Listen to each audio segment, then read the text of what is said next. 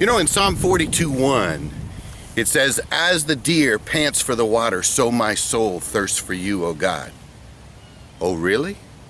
Let's think about the context of that. That passage is written in the desert. So, a deer in the desert is a place where it's arid and dry. He's got to have water. But let's run the scenario a little further. What if he has just recently escaped a hunt from a lion, a bear, or a man? He's ran for his life. He's thirsting. His chest is heaving. His heart is panting.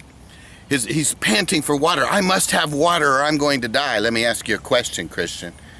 Do you really thirst for God like that? Most people would be tempted to say no. But the truth is, yes, you do. There's an amazing verse in John chapter 7 where Jesus said, "If any man thirst."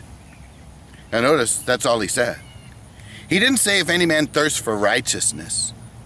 That's very important because you and I thirst for a lot of things very often that are not necessarily righteous.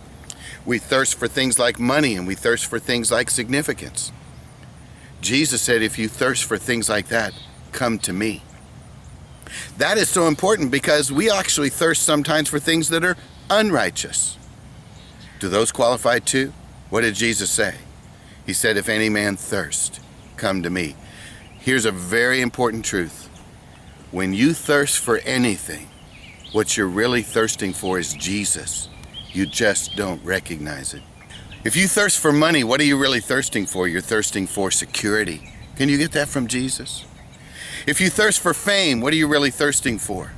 Significance. Can you get that from Jesus? Of course you can. You're a child of the King of Kings.